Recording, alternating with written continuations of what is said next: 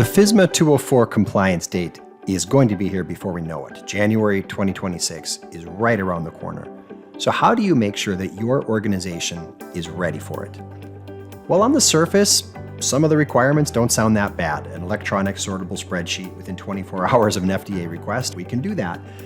The challenge, though, is what needs to be in that data.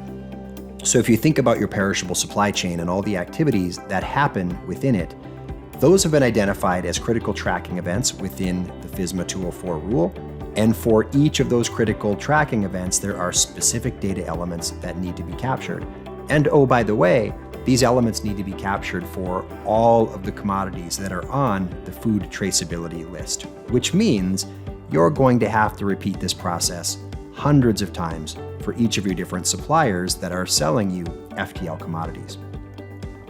So the challenge isn't the electronic sortable spreadsheet, it's how do you capture all of that upstream data and get it in that spreadsheet in the first place. Well, the good news is iTrade has been doing this for a long time. We've been in traceability already for over a decade. We have hundreds of suppliers that are currently sharing KDEs through the network.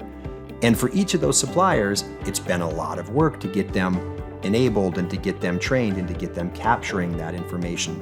An average of about 50 touch points for each supplier, which means that we've already invested over 15,000 hours into this program that you can benefit from.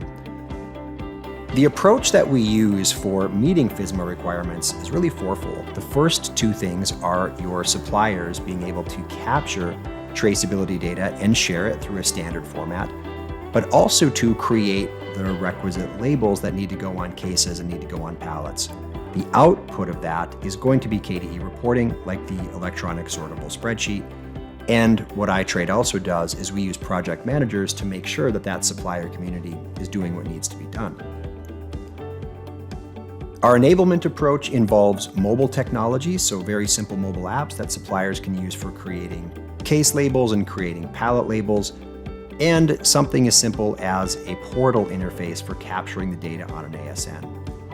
All of these things together are going to be consolidated and compiled and then shared with you via standard GS1 formats for pallet labels, case labels, advanced shipping notifications, and more importantly, give you that sortable electronic spreadsheet that you can turn around on demand and share with the FDA as needed. iTrade has got you pretty much all the way there already. So when we've done our own analysis with customers, we have done a top 10 grocery retailer that has 71% of their suppliers already sharing KDEs through iTrade. And on the other side of the house, if we look at food service distribution, we're currently engaging in pilots through which we found that about 92% of the upstream KDE data being shared with those distributors is coming through the iTrade network. So what does that mean? Well, January 26th is right around the corner, but if you work with iTrade, there's no doubt that we'll have you ready to meet the requirements of FSMA 204.